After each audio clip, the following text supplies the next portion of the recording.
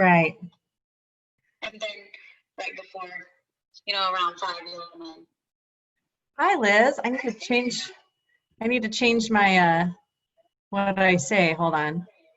I say Stephen Ross. Okay, bye. Lizzie. There, now can you hear me? Hi, I can hear you. Good.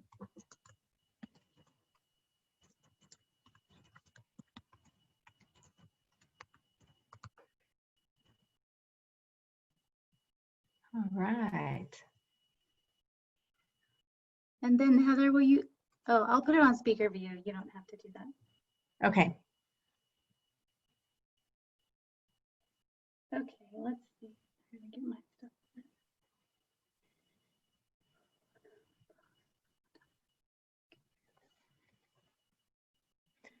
Hi, everyone.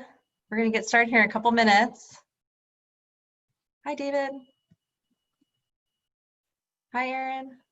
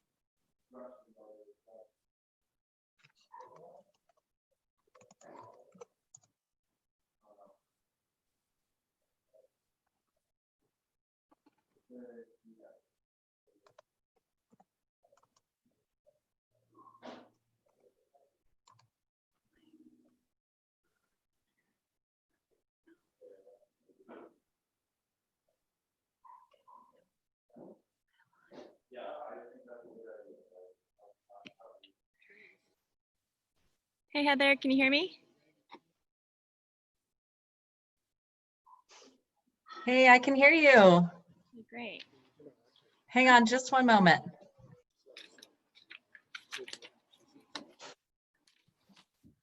Well, then we need to move it closer. That's why we were testing it. It sounded really quiet. I mean, Okay.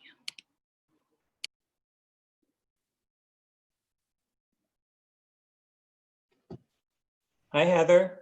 Hey, Oh, good. I can hear you. hi everybody. I think Lizzie's getting set up right now. Yeah, I'm getting set up right now with some Riesling. I am set up right now with some beautiful Cuvée Elizabeth Rosé because it is a rosé day. The weather is just phenomenal right now. Yes. So, hi Paula. Karen's here. Hi Karen. Hello. My cohort, my partner in crime there. There, now I'm unmuted. I should be able to hear everybody. Got Okay. the Thompsons in the house. You guys look really cozy. It's so pretty out there in the Edna Valley. Hi Lizzie. Please stay. Yeah, we'll get started here in just a couple minutes and just hang tight. We've got a few more people coming in. Thank you. Yes, yeah. You can hear us okay, right? Yep.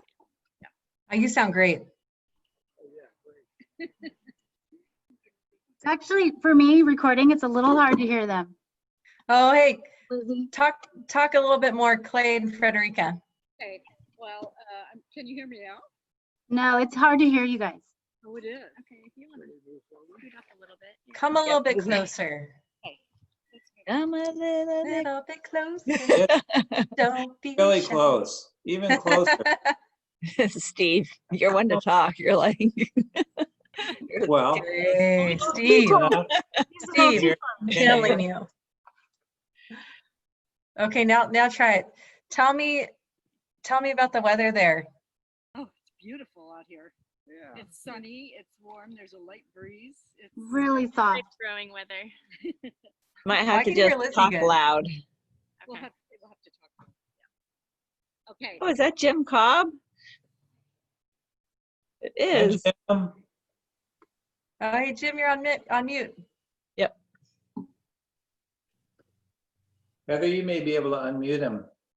Oh, let me see. Oh, I can. Not want to be unmuted. Maybe, and he can mute himself again.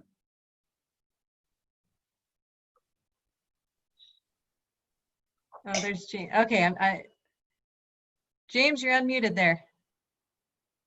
Still muted. No, it says I can't unmute him. I'm Oh, trying. Well, he just wants to be seen. he might have turned off audio. Yeah, that's okay. Hey, everybody, it's 5:01. Woo! It is I fine. got wine in the glass. If everyone's got wine in their glass right now, hold it up, please. I'd love to see. Woo! Right. Got a few more people coming on right now. Great. Hey, good to see everyone. And I know you probably haven't seen my face before, so I'm going to introduce myself. My name is Heather Moran. I'm with the Wine History Project of San Luis Obispo County. And today I'm guest hosting for Slow Coast Wine Association. That's a great association near and dear to my heart that I love those people, worked with everyone for about 7 years. And I've been at the Wine History Project now for about 2 years. Just a quick introduction about the Wine History Project in case you haven't heard of us. We are a group of wine historians, and we really focus on bringing the wine history of San Luis Obispo County to the public. And how we do that, it really started with Libby Agron in 2015, and she worked very hard to bring a staff together. We focus on collecting, archiving, and basically gathering the oral histories of all the growers and vintners here in San Luis Obispo County. And some of the ways that we bring the wine country to you guys is through our exhibits. We also have documentaries and also through our collections, as well as some great events. And you know, right now we can't really do events, but this is another great way that we're connecting through social media, through Zoom chats like this. And I just want to say thanks again to Slow Coast Wine for allowing the Wine History Project to partner in today, because it's super exciting for us to be a partner with a lot of the wineries here in San Luis Obispo County. You can go to our website at winehistoryproject.org, and I'll put the link in the comments here in just a moment. There you can find our legends, a lot of great local history, and a lot of older history from even the 17 and 1800s. So we've been doing a great job filling in a lot of that history. And so winehistoryproject.org, sign up for our newsletter, join us a Facebook fan, and we'd love to hear from you. But, you know, I'm remiss to say that I'm forgetting, I'm not going to forget to introduce the main attraction of today's 501 Wine Wednesday, and that is Claiborne and Churchill. And here today we have Lizzie, we've got Clay and Frederica Thompson, all hanging out in the Edna Valley. And hey guys, it looks beautiful out there. You actually have it looks like a lot of people social distance tasting as well. Yeah. It's a nice day for it, so. Yeah, we're in our winery garden. You can see kind of a little bit behind us how everybody's pretty spaced out. But yeah, it's nice because we're set up for that, being outdoors. I'm drinking Riesling. Beautiful. I've got. Well, one thing what you got there, Clay? I'm sorry. What have you got? I've got What's in your glass? a dry rosé, which we call Cuvée Elizabeth, named after. Hey, there we go. I got that too. Oh, and How about you, Frederica? Cuvée Frederica. Yep. Oh, Hey, of course, of course. my two favorite people. Cuvée and Cuvée. Well, I like to say, you know, we've worked a lot as partners with Claiborne and Churchill. We actually have worked to put together a fantastic exhibit about the history of you guys coming out to the Edna Valley. Yeah, it's just behind you guys there. And definitely go to Claiborne and Churchill. You can go and take a walking tour really anytime, I think, during the day. It's a beautiful exhibit, and, you know, it showcases a lot of your history, which, you know, I would love to hear. Clay, when you got here to the Edna Valley and maybe back up a couple years before, you know, what were you guys doing, and what planted the seed for you to get here to where you are today? Well, I have about a 2-hour version of that story, but Don't do that one. the 5-minute version is that we were newcomers here. We moved out here from Michigan in 1981. I was a professor of Old Norse, Scandinavian studies at the University of Michigan. Frederica taught German in the same department. And what prompted me to leave was really a kind of search for a new, more meaningful life as I approached age 40. It's called midlife crisis. And on a trip out here, Frederica and I went up the coast of California and started visiting these little boutique wineries that were sprouting up everywhere. And at that point, it began to occur to me that the wine business might be something that I could make a second career out of, a second life.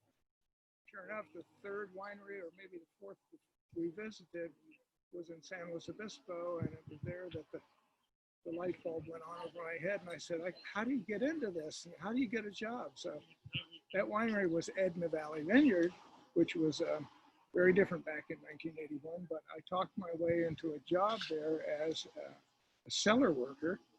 And we went back, got married on August the 6th. Yes, next week's our anniversary.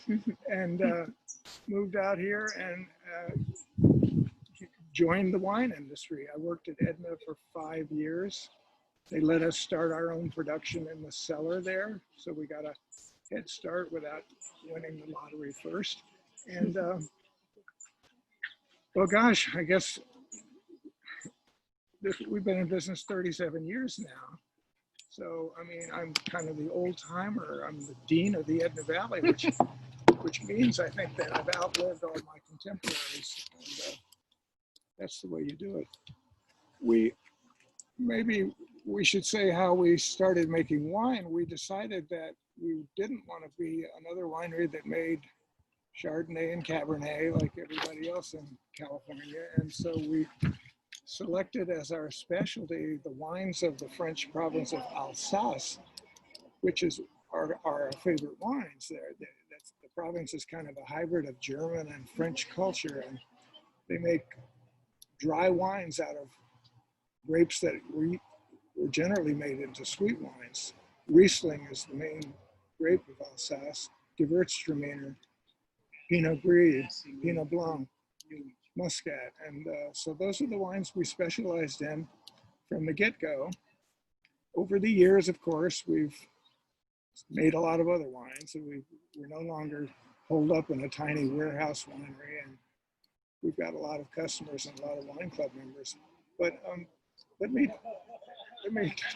turn it over to Frederica, who also played a major role in this whole thing. Not just my inspiration, but my cellar worker, my barrel washer, my sugar taker.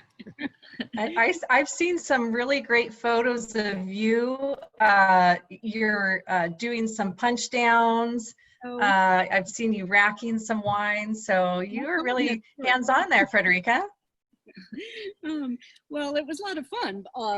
I didn't really think we'd be the only 2 employees for the first 15 years, but we were. And so basically whatever had to be done had to be done. And we just did everything. Now, of course, it's much more relaxing for us because we have a great staff here at the winery and people who are really good at what they do and enjoy it. So yeah. Elizabeth. So tell us, oh, go ahead.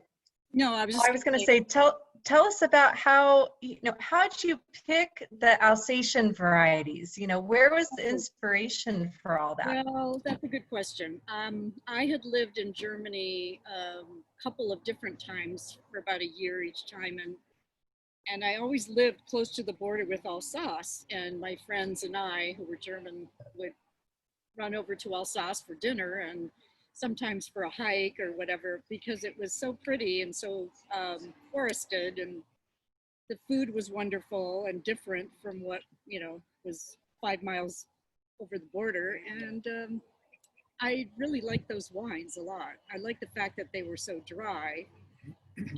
At the time, there were a lot of sort of medium sweet German wines, and I was less crazy about those, but anyway, that was kind of the reason. And we took a trip to Alsace before we started making our wine the first time, and we hiked the wine road, the Route de Vin, in Alsace, and talked to small wineries and winemakers there, and just got their take on how they like to make those wines. And we just thought someone should be making these wines. They don't exist in California that we know of, and so we decided that would be our motivation.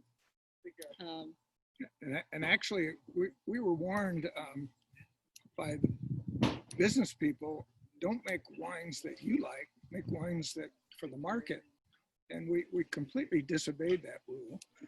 And as a result, it took a lot of arm twisting and a lot of years before we developed a following really big enough to support us. And I'm really very happy that we did. We stuck to our guns and we didn't capitulate to the Chardonnay and Cabernet mentality. And it's been way more fun to have a devoted, if smaller, entourage or following of loyal customer. And by the way, it's the loyal customers that kept us in business these last few months when things were tough. So, big shout out goes out to them, all of you people there. Right. Yeah, drink local, support local, small business, that's what it's all about. Oh, that's fantastic. Now, one thing in all the studies about Claiborne and Churchill and your history is you have a very historic building that you built from the ground up. And if you guys haven't been out to Claiborne and Churchill, it is a fantastic, not only is it beautiful, but there's a fantastic winery building that has a very interesting and unique history. And I wanted you guys to talk about the straw bale and how that really kind of came to be. Because I hear it is the first one of its kind in California, or is it even in the US? Well, yeah, and perhaps in the wider world, I don't know, but we were ready to build a winery building, and we were working with an architect who was a green architect, and she actually had suggested that we might consider doing a straw bale building just because of the great insulation. And so that's actually, after reading about it and seeing some videos about it, we decided that we would take a chance on it.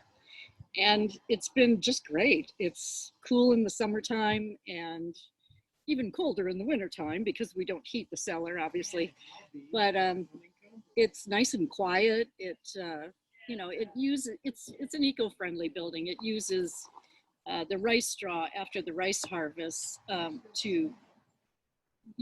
are baled up, and then they build the walls, and then the stucco is placed over it. But it's been really terrific. I love it. So yeah, all four walls actually consist of bales of straw. There are no studs, no drywall, no artificial insulation. And when you said it was one of the first, it's actually the first commercial straw bale building in the state of California. Well, that's fantastic. Obviously the first winery. Yeah, well, we hadn't heard of any other wineries. There are a number of houses, number of residences, even in San Luis County. San Luis County has a couple of architects who were pioneers in this straw bale construction. And some of them who helped us, in fact, raise the walls when we had our barn raising party in October of 1995. We built the winery in 95. Oh man, that must have been a party. Yeah. That must have been a really fun party with lots of wine involved. We were all exhausted. But Yeah, it was a fun party, but we were tired. Oh, that's amazing. So I just want to take a break here and also talk, and I don't know if anyone is drinking some Claiborne Churchill wines, but I know that you all have a couple new releases that you have just recently released, or they're coming, or they are being released here very soon. And I want to make sure we get to the wine in the glass, because that is the most important part of this 501 Wednesday. And so I think Elizabeth is going to talk a little bit about the wine club and kind of what's coming up as far as the wines are involved, and what are we going to taste today? Yeah. Well, we are trying a few of our new releases. I have them all here, if you can see that. Our new dry Riesling, also our new Chardonnay, our classic Pinot Noir, and our Spanish Spring Syrah. So we had a bonus summer shipment for our wine club. It's a quarterly wine club of 4 bottles, and we offer them a few fun releases in the summer in July if they want to take it as an optional shipment. So a lot of times it's some of our smaller production wines, our Chardonnay being one of those. This is actually our second vintage of Chablis style Chardonnay. I don't know if you can see that.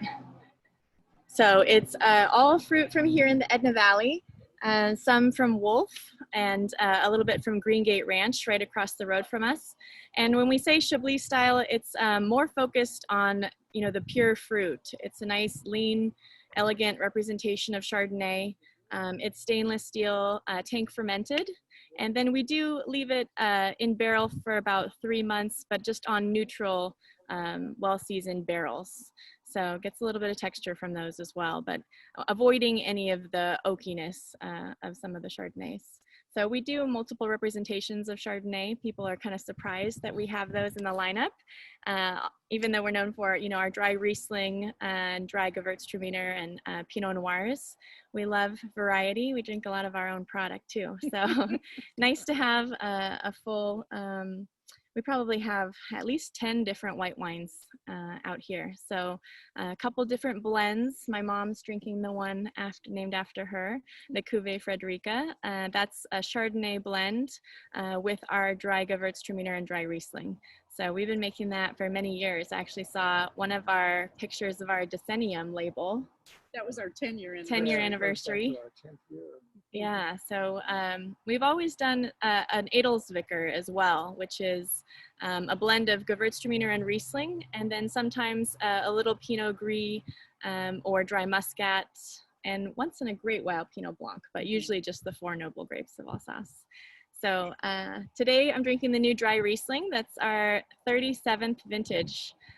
2019. It's a Central Coast blend, so a little bit from our own estate vineyard that's right in front of us here.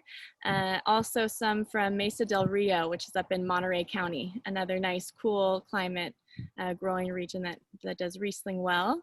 And then also even a little bit from Wolf Vineyards too. It's a 3 vineyard blend this year. So really tasting nice, a lot of stone fruit, floral like honeysuckle and lemon, but nice bright acidity, really clean and crisp, which is how we like it. So our new classic Pinot just came out, and also our Spanish Springs Syrah. We make about 5 different Pinot Noirs every year, different small lot bottlings. The classic is one of the only ones that goes out into distribution. So if you have our wines in restaurants or see it in retail, it'll most likely be either the classic or what we call our white label Pinot Noir. And then the Spanish Spring Syrah is somewhat newer for us. We've been sourcing fruit from our neighbors over off Price Canyon Road at Spanish Springs for the last few years, making Grenache and Syrah in a blend of the two. So it's a nice added wine to our red profile, and we'll be continuing to do that, and probably an Edna blend as well each year. So That's great. yeah, my dad's drinking our rosé too, which we released in April for the summer. So that's coming to the end. And where can everyone purchase these wines, Lizzie? You can get them directly from here. We are offering curbside pickup, and we're also doing tastings and wine by the glass daily from 12 to 5. Or you can go on our website, claibornechurchill.com. We ship all over the place directly to your door, and we're offering a lot of shipping specials, you know, during this time, just so that people don't have to leave their home. So, or you can give us a call too, whatever's easiest. No, I have a question. I don't know if it's a silly question or not, but the Edelsvicker. Now, is there a meaning behind that wine and that name? Yeah. The word Edelsvicker? Yeah. Yeah. No, yeah, I mean, I'm the linguistic and etymological. Tell us, Mr. Linguistic And I have to tell you that Professor. edel is the only part of that we really understand. Edel is the German word for noble, and it's understood that a blend called Edelsvicker can only contain a combination of the 4 noble grapes of Alsace. Those are Gewürztraminer, Riesling, Pinot Gris, and Muscat. The word Zwicker is more troublesome, and we etymologists have given up on really trying to figure out where that came from. The closest we can come is Yeah. Zwicken in German, which means a pinch. No, So I don't know. Might be some weird word for a blend of 2 or more, but you know, It's like baking, a It's lost- pinch of each lost- variety. lost in the mists of time. But it's the word that was traditionally used in Alsace for that blend, and we just took it over. We called it Edelsvicker from the get-go, from 1983, our first vintage, and really didn't care if nobody could say it, but then it was difficult for them to order it if they couldn't pronounce it. So for a while, we changed the name to Proprietor's Blend. And then after a while, we got tired of that name, and we said, oh, heck, if you're going to drink our wine, you got to learn how to say Edelsvicker. So Edelsvicker it is. Just like Gewürztraminer. It's too. fun to say. It's fun to say. Yeah. It's fun to say once you get it right. Yeah, I think I was there yesterday and someone said, I'd like to buy a couple bottles of that. Wait, the it's like Gewürztraminer. Gewürztraminer. Yeah. I have a collection of mispronunciations of Gewürztraminer. So Or yeah. some of them, yeah. Squirtzaminer is my favorite. We say Gewürz till it hurts around here. Hey, I've got that shirt. I love it. Cool. Well, I want to open it up to the group, and if anyone's got a question, we do have the chat section open, as well as if you'd like to unmute yourself. I think I can unmute everybody. So if you, it looks like Paula's got a question here. So let me see. I unmuted myself. I have a question for Clay, and it's not wine related really, but are you still making crossword puzzles? And are you putting them on the labels? You know, I actually haven't constructed a crossword puzzle for years, since my only one to appear was in the LA Times. And if I remember correctly, it was July 21st, 2013, but I could be wrong. Well, you better get busy. Well, On the other hand, I do crossword puzzles daily. every day, sometimes two. I don't know why our picture's not on there. Oh, there it is. Here you are. Sort of an addiction. It's crossword I'm not in it. puzzles because there's a limited amount of eating, drinking, and cooking that you can do. So there's time left over for crossword puzzles. Well, that's great. David, do you have a question? I'm going to unmute you, sweetie. No, I just have a comment. Your Gewürztraminer is the best Gewürztraminer I've ever had, and I really love Gewürztraminer. Thank Aw, you. thank you. I have to second that. For me, it's a wine that has a lot of floral grapefruit. I adore it. I really like it. I happen to be drinking Cabernet, but I really. Hey, Cabernet. We don't grow that though. David Brightstein, I see. Do you have a question? Can you hear me? I can, yeah. I want to compliment you on the production of this first webinar Zoom meeting that you're doing from the Hawaiian History Project. I think having it outdoors, live like you have it with your 3 guests are terrific. And we've all probably seen other ones. And this is the most friendly, and you, Heather, are a natural at doing this. And I think if you run out of, if you can't do it one week, you should ask Lily to sub for you. There you go, Lizzie, Lily. I'm sorry, Lizzie. Got a new job, Lizzie. And I want to give a shout out to Steve Dooley, who I've known for years. Hi, Steve. David, our hats off. Well, hello, David. I saw you on there, and you know, you're just tuning in at episode number, I don't know, 6 or 7 or so. So right above you on my screen is Paula Dooley, and she's the one who initiated this. But it was just to get it started so that various people in our community could host and or speak about what's going on here. So that's where we are. So it's nice to see you, David. It's good, and we got to get the word out about this because there should be a lot of people on here. And I'll talk to Heather and see if I can figure out a little help for you. There you Well, go. frankly, David, what we do with this is that it's being recorded and we put it out on our website and through Facebook and all those other places. And it gets viewed mostly there, but it's nice to be live and see everybody. It is. Yeah. Well, and it Have you definitely done- makes have you you done want to outdoors? visit.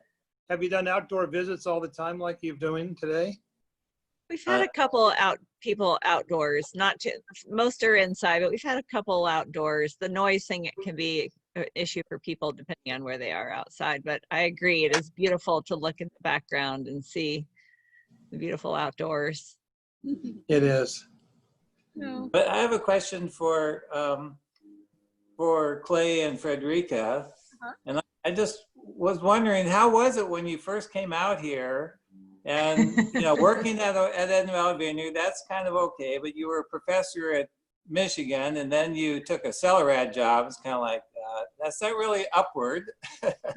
But then you started going brand with varieties that are not the normal. And was it a little discouraging? I mean, you persevered and you've done great. I mean, was it a little frightening at any time? Oh, it just required a lot of extra work, I think, trying to tell people about the wines. Right. We didn't want to make it easy for ourselves. Yeah, not be easy and relaxing. It was quite a shock, but to go from being an egghead professor to a cellar worker, making $6 an hour in 1981 and lifting 90-pound barrels and so forth. But and it was hard, and it's been hard for a lot of reasons over these years. But I must say, it's always been fun. It's never been bad. It's been hard, but satisfying and fun. I'm really blessed to have had 2 lives and 2 careers, and I've got the best ones right here beside me. Thanks. I have another question. Who was here when you came in 1981? Well, there was Winery wise, or yeah. Yeah. Edna Valley Vineyard was a new winery. It wasn't even completed yet, and nobody in town knew where it was when we tried to find You it. didn't know what it was either. There was yeah. the predecessor to Corbett Canyon, which is now Center of Effort, was called Lawrence Winery, and that existed.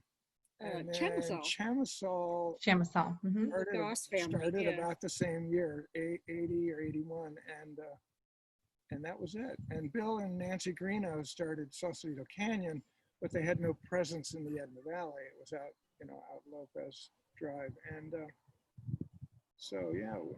And I think honestly, we're about the only winery in the valley still under the same ownership. Well, Peter Creek.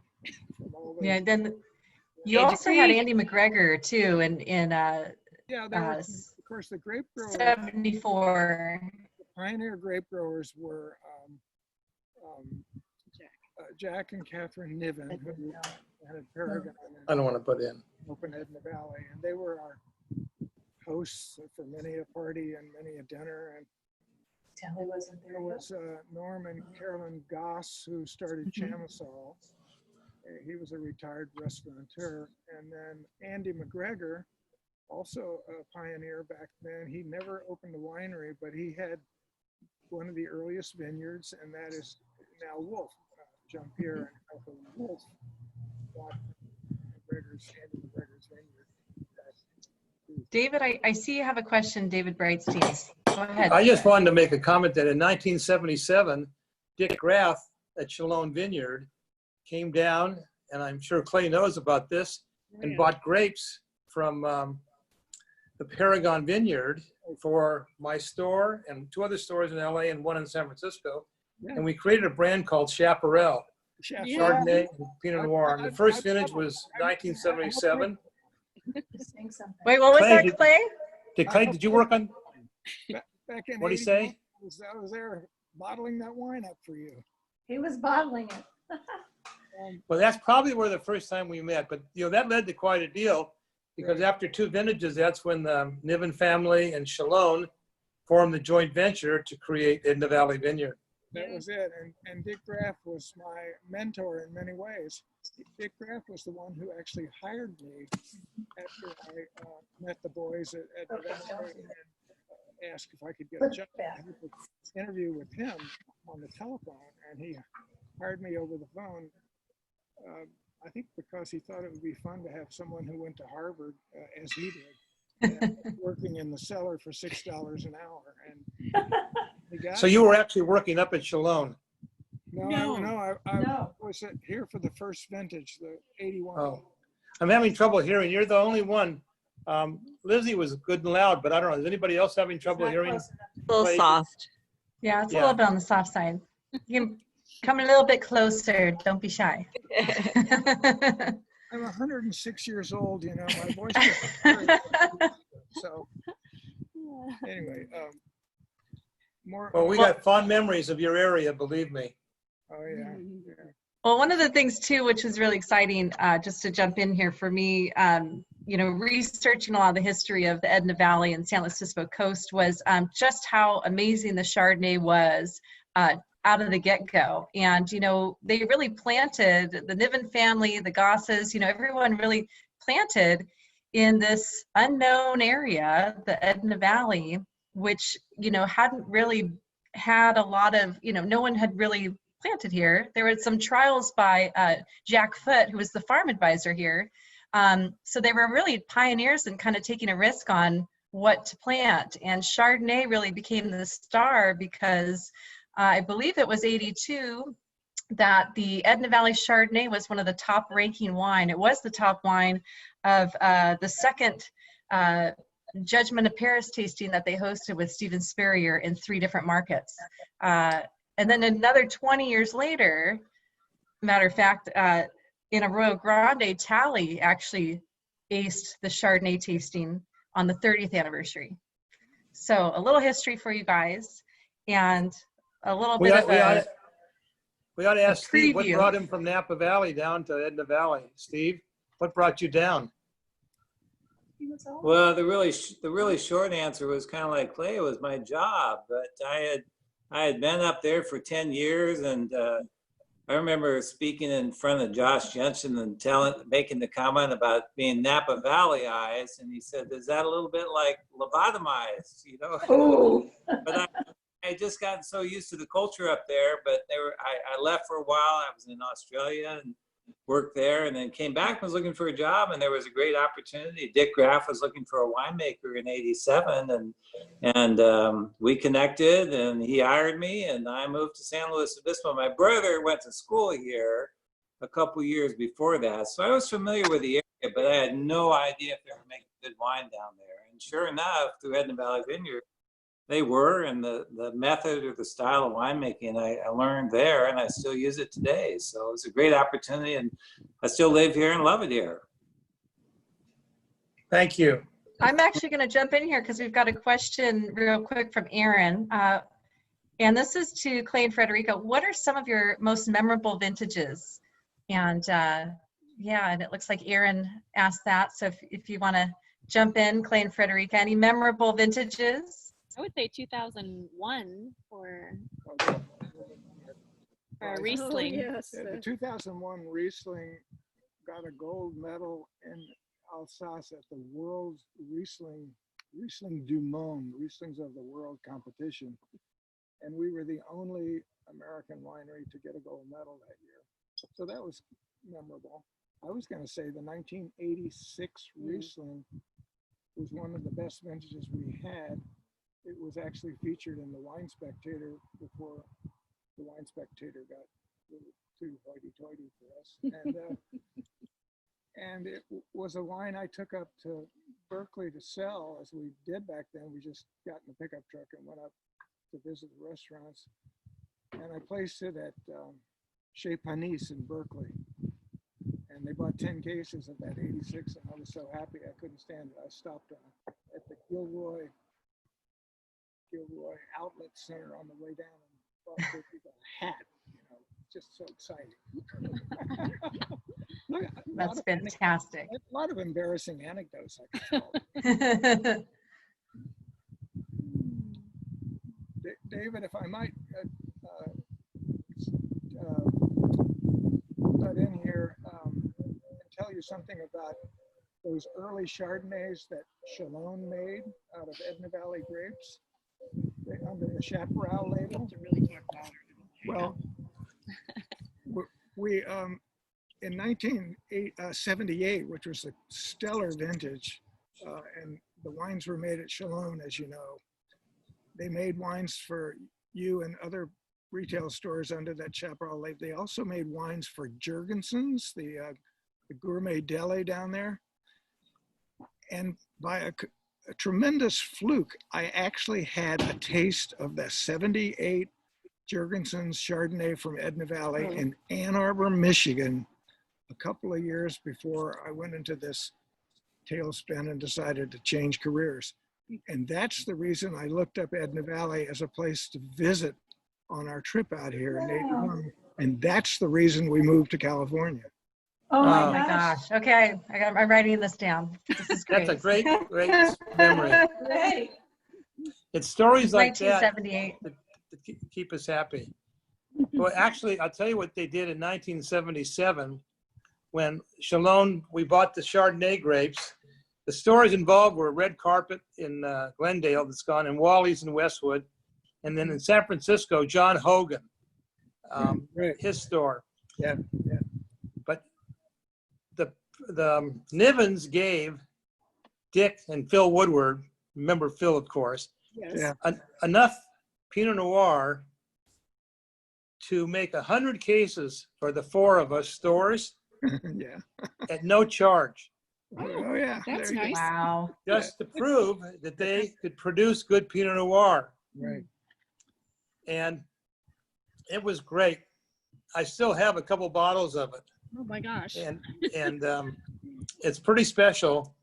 And I'll never forget that one of the stores sold it for $5 a bottle, and he sold out like in 2 weeks. $5 a bottle.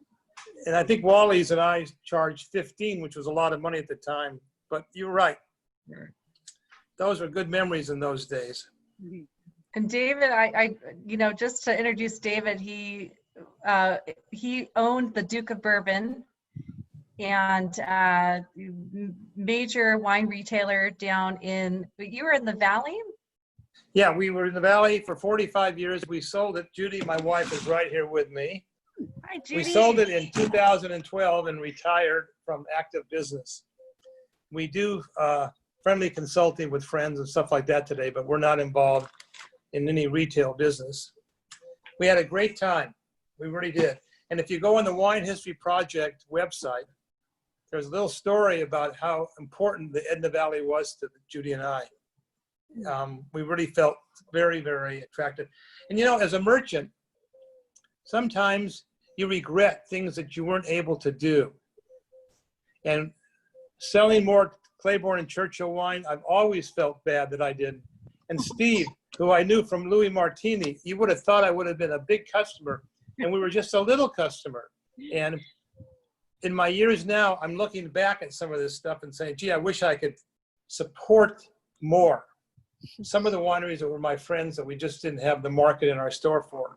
But so I'm telling both you guys, the fact that I didn't sell enough of your wine had no bearing on how much I cared for all of you. Thank you. Hey, you were getting the word out about Edna Valley, from the beginning, and that's important. That's really important.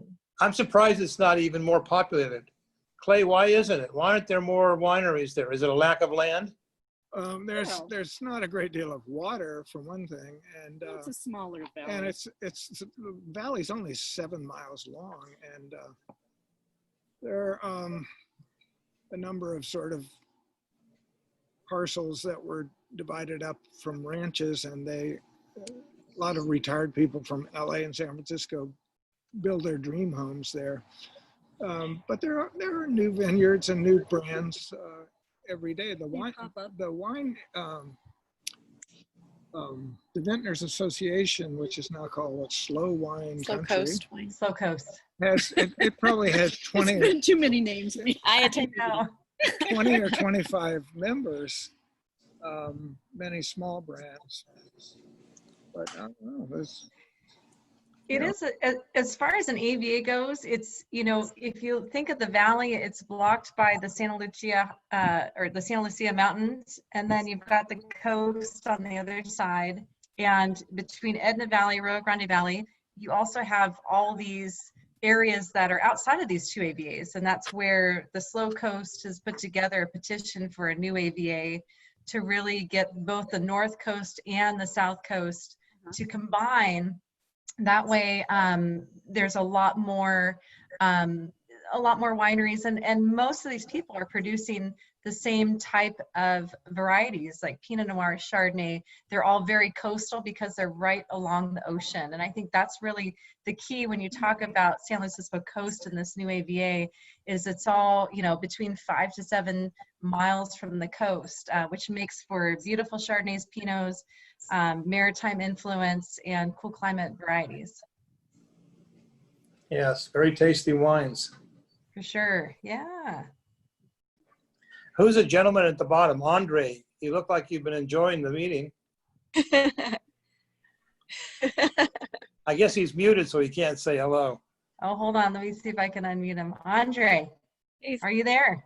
Nope, still muted. No, I can't unmute him. Sorry, Andre. There he is. Now he You did. hear me? Any other questions before, I have to say hello to TJ DeJoni, because I saw his name up there. So I don't know if it's TJ or if it's Margaret or the clan from Piedra Creek, but another very historic family in the Edna Valley, Piedra Creek. So good to have you guys on as well. Thank you. Sorry, I've been so quiet. I'm actually doing two of these at the same time right now. That's why I'm on video and I'm traveling through an airport. So nice. I just want to say, thank you to Clay for being such an icon and a gentleman. I know my grandfather always held him in highest regard. And Clay, I remember you from back, when I think I was 5 years old or something. And you've just had a profound impact on the Valley. And we're all so grateful for everything that you've done and the representation and just the class. You've always had the greatest of class and demeanor. And we all look up to that and thank you for it. So. Yeah, Thank you. Yay. You were that high. Yeah, Piedra Creek, we cannot forget to mention them. Yeah, an original. Cool. Well, I'd love to stick around. If anyone else has any other questions, I'm going to kind of round up and finish this. Anyone else have any other questions before we go? I just really want to thank Claiborne and Churchill, Clay, Frederica, Lizzie. Your wines are beautiful. I am tasting the Chardonnay right now. Really quick before you go, if you haven't had a chance, everyone raise your glass. I want to do a group toast just to say hello and thank you guys for joining us today for 501 Wine Wednesday with the Slow Coast. And my name is Heather Moran, guest hosting from the Wine History Project. Check us out, winehistoryproject.org, and definitely pick up some Claiborne and Churchill wines when you can, because they're beautiful wines and beautiful people out in the Edna Valley. So thank you so much for joining us, everyone. Cheers. Woo! Thank you very much, Heather. Thank you. Thank you, David. Great to see you guys. It's so fun. Thank you, Heather. Bye, everybody. Nice to see you today. Bye. Take care, everyone. Bye-bye. Oh, there's Karen Peace. Oh, Jody Ray was on. Oh.